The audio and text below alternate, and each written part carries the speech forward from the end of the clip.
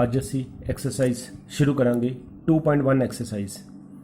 पिछली बारी ये नाल दे तुहानूं परिभाषा कराइयां सी इस एक्सरसाइज दियां चर अचर दियां, ठीक है, गुणांक ते एक सवाल भी दिता सी करने वास्ते। अज एक्सरसाइज करनी है 2.1 एक्सरसाइज। पहला सवाल है मेरे को, निम्नलिखित व्यंजकों में कौन कौन एक चर में बहुपद हैं और कौन कौन नहीं है, कारण के साथ अंत उत्तर दें। मैं कारण भी दसना है, पहला असीं दसना है कि किहड़े किहड़े हैगे एक चर दे विच बहुपद है, ठीक है, तो किहड़े नहीं गे, तो जिहड़े नहीं गे उहदा कारण दसना क्यों नहीं हैगे। हुण जिस तरह मेरा पहला सवाल है, पहला भाग है इस पहले प्रश्न का पहला पार्ट है 4x2 -3x = 7। हुण असीं दसना है कि यह एक चर विच बहुपद है या नहीं है, ठीक है। हुण देखो सारी जगह x ही आंदा पे, ठीक है, इसलिए असीं कहांगे कि यह एक चर च बहुपद हैगा भी है। क्यों? क्योंकि जी x की घात हैगी है, जिहड़ा चर है, चर की जी घात हैगी है वो कितनी हैगी है, प्लस विच पूर्ण संख्या हैगी है। जी चर की घात हैगी है, एक तो ऋणात्मक नहीं होनी चाहिए, माइनस च नहीं होनी चाहिए, तो एक परिमेय संख्या नहीं होनी चाहिए, बटे च नहीं होनी चाहिए। जे नहीं गी तो यह मतलब है कि यह पूर्ण संख्या है, जी घात हैगी है, तो आंदा भी सिर्फ x ही पे है, ठीक है। यह एक चर में बहुपद है क्योंकि इसमें चर की घात पूर्ण संख्या है। जी चर की घात हैगी वो पूर्ण संख्या हैगी, जैसे इतने 2 है, इतने x की घात कितनी 1 है, ठीक है। मैं दसिया जी x की घात हैगी है वो एक ऋणात्मक माइनस च नहीं होनी चाहिए, तो बटे च नहीं होनी चाहिए, परिमेय संख्या नहीं होनी चाहिए। जे नहीं गी तो यह मतलब है कि यह पूर्ण संख्या है। यदा मीनिंग पहले का की आंसर आएगा, यह लिखांगे यह एक चर में बहुपद है क्योंकि इसमें चर की घात पूर्ण संख्या है। सैकेंड पार्ट है वो बच्चा ने आप ही लिखना है, y दी 2 = वर्गमूल 2। हुण y आंदा पे, ठीक है, कला y ही आंदा पे, तो यदा मतलब है कि यह भी असीं लिखांगे, यह ऐसा सेम लिखांगे, यह एक चर में बहुपद है क्योंकि इसमें चर की घात पूर्ण संख्या है, क्योंकि y की जी घात 2 होगी वो पूर्ण संख्या है। तीसरा भाग है 3 वर्गमूल t, 3 वर्गमूल t, t के उपर वर्गमूल है, जमा t वर्गमूल 2। असी लिखांगे क्योंकि t के उपर वर्गमूल है, ये तो पता होना चाहिए है, t के उपर है वर्गमूल का साइन इस तरह है, तो पता होना चाहिए बच्चे को कि जे असी वर्गमूल का साइन हटा दिए तो वह मतलब होता है कि घात कितनी गई 1/2। यह वर्गमूल का मतलब घात 1/2 होती है, यह याद रखना है।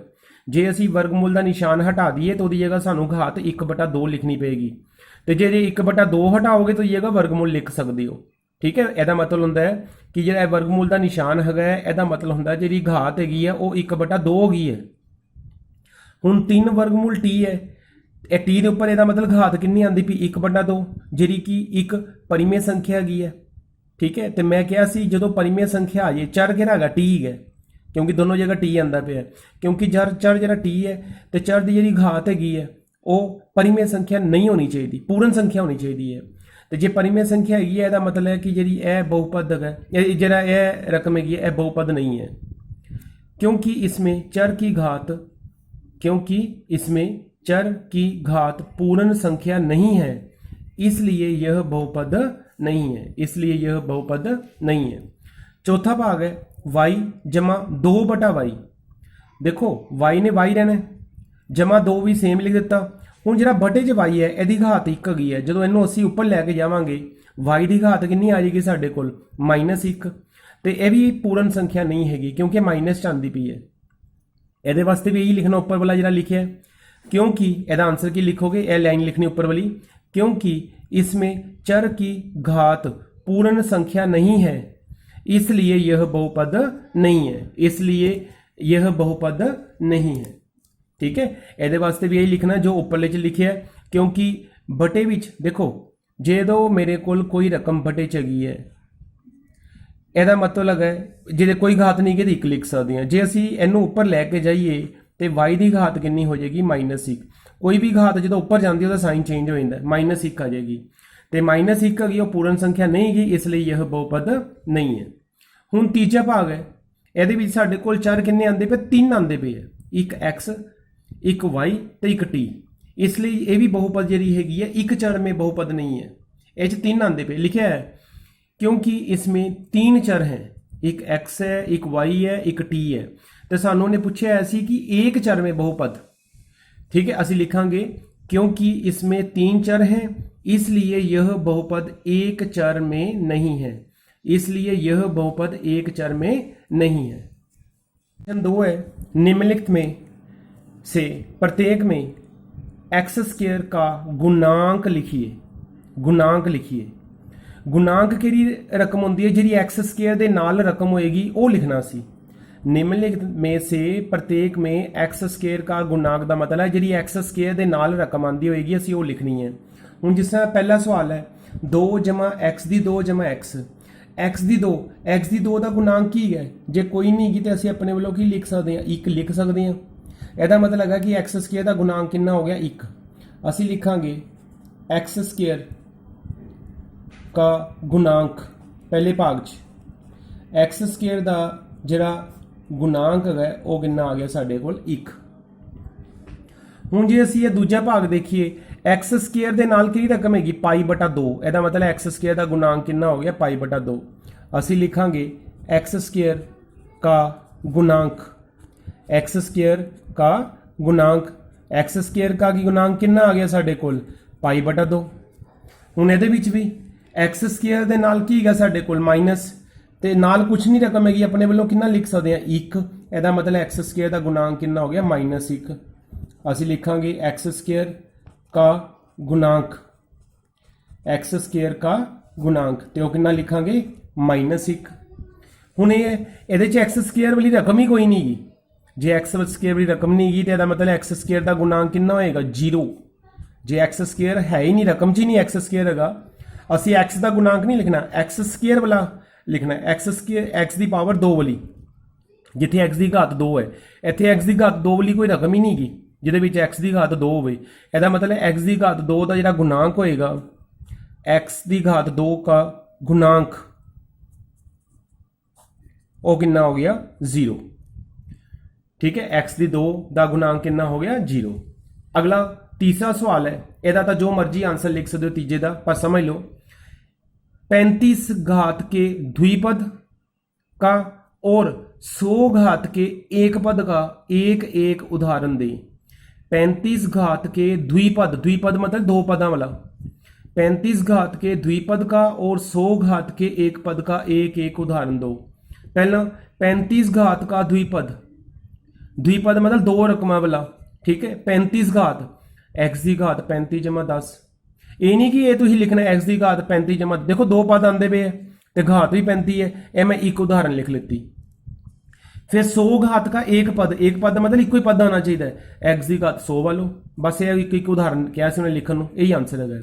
एक और जे तुम ये नहीं लिखना चाहते, ये भी ख्याल रखो, ये तो मैं अपने वालों लिखा ना एक्स की घात 35 जमा 10, बच्चे ये भी लिख सकते हैं वाई की घात 35 जमा 20, ये भी यदि उदाहरण है, ठीक है। घात 35 होनी चाहिए तो पद 2 होने चाहिए है, इतने 20 लिख लो, 5 लिख लो, 10 लिख लो, कुछ भी लिख सकते हो, पर 2 पद होने चाहिए क्योंकि उन्हें द्विपद किया है। तो 35 घात भी 35 होनी चाहिए। जरा यह वाला है 100 घात का एक पद, यदा भी तुम जिस हम एक्स की पावर घात कि नहीं लिखी 100, जे यह नहीं लिखना एक और भी लिख सकते हो, ठीक है। वाई की घात 100 पर पद एक ही लिखना है, नाल कोई प्लस माइनस विच रकम नहीं लिखनी, यह भी लिख सकते हो।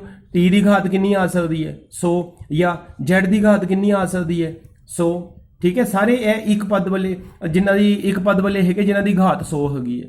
मैं फिलहाल बच्चों ने एक ए लिख लो तो एक ए लिख लो, ये तो सिर्फ तुहानू समझाया कि तुम ये भी लिख सकते हो। जे 35 घात वाला द्विपद लिखना है तो तुम वाई की 35, वाई की घात 35 जमा 20 लिख सकते हो, ठीक है। होर कुछ लिखना हो तो जेड की घात 35 जमा कुछ भी लिख लोगे 70 लिख लो या 7 लिख लो, कुछ भी, ये भी उदाहरण लिख सकते हो, ये भी उदाहरण लिख सकते हो, ये भी लिख सकते हो, ठीक है। फिलहाल तुम ये दोनों लिख लो, ठीक है। 35 घात वाला द्विपद यह 2 पद वाला हो गया, तो 100 घात वाला एक पद यह 1 पद वाला हो गया, ठीक है। यह भी नाल कर लेना, पिछली बारी करवाया सी ये नाल दा सवाल, ठीक है, दोबारा देख लो। निम्नलिखित बहुपदों में से बहुपद की घात लिखिए। घात होंदा है सब तो वड्डी पावर, ठीक है, चर दी सब तो वड्डी जी ओदी पावर होएगी, घात होएगी, वो बहुपद की घात होनी है। चर दी जी सब तो वड्डी घात होएगी वही बहुपद की घात होनी है। जिस तरह मेरे को एक बहुपद है चर किहड़ा चलदा पिया x है तो x की सब तो वड्डी घात कितनी आती पई इत्थे 1 हैगी है इत्थे 2 है तो इत्थे कितनी है 3। ਇਹਦਾ मतलब है कि ये बहुपद की घात भी कितनी होगी 3। बहुपद की घात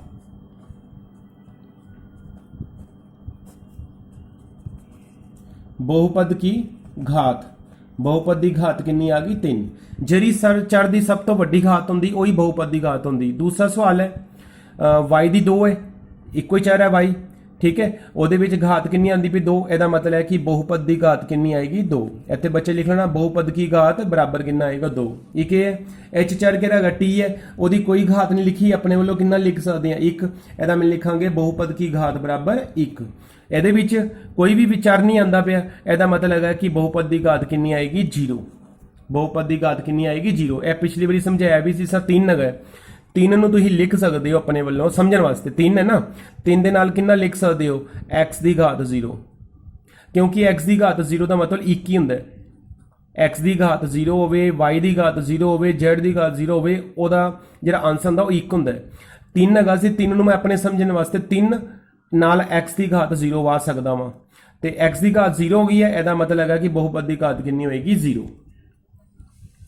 अगला है 5वां सवाल है बताइए कि निम्नलिखित बहुपदों में कौन कौन बहुपद रैखिक हैं, कौन कौन द्विघाती हैं और कौन कौन त्रिघाती हैं। रैखिक बहुपद किहड़े हुंदे है जदों बहुपद की घात 1 होवे। द्विघाती बहुपद किहड़े हुंदे है जदों बहुपद की घात 2 होवे। त्रिघाती बहुपद किहड़े हुंदे है जदों बहुपद की घात कितनी होवे 3 होवे। हुण जिस तरह पहला सवाल है पहले सवाल दे विच बहुपद की घात कितनी आती पई है 2 आती पई है। बहुपद की घात किस तरह देखींदी है जिहड़ा चर होवे चर की सब तो अधिकतम घात देखींदी है।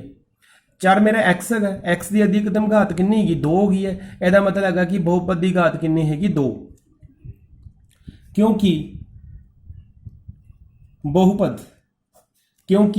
बहुपद की घात ठीक है क्योंकि बहुपद की घात 2 है इसलिए यह लिखांगे द्विघाती बहुपद है। इसलिए यह द्विघाती बहुपद है। इसलिए यह द्विघाती बहुपद है। हुण जिस तरह अगला है दूजा भाग है जिहड़ा मेरा चर है x है x की सब तो अधिकतम घात कितनी हैगी 3 हैगी है। असीं लिखांगे क्योंकि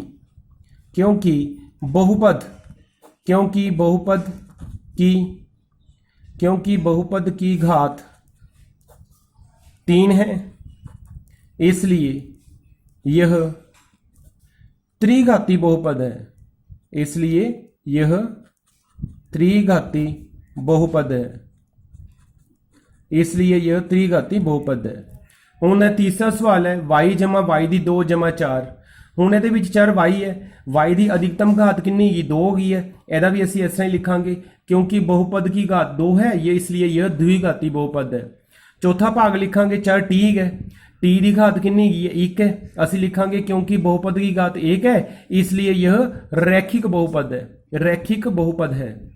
ਇਹਦੇ ਵਿੱਚ भी चर x है असीं लिखांगे क्योंकि बहुपद की घात कितनी हैगी है 1 है यह इसलिए यह रैखिक बहुपद है। रैखिक बहुपद इत्थे r की 2 हो गए r की घात 2 है असीं लिखांगे क्योंकि बहुपद की घात 2 है इसलिए यह द्विघाती बहुपद है।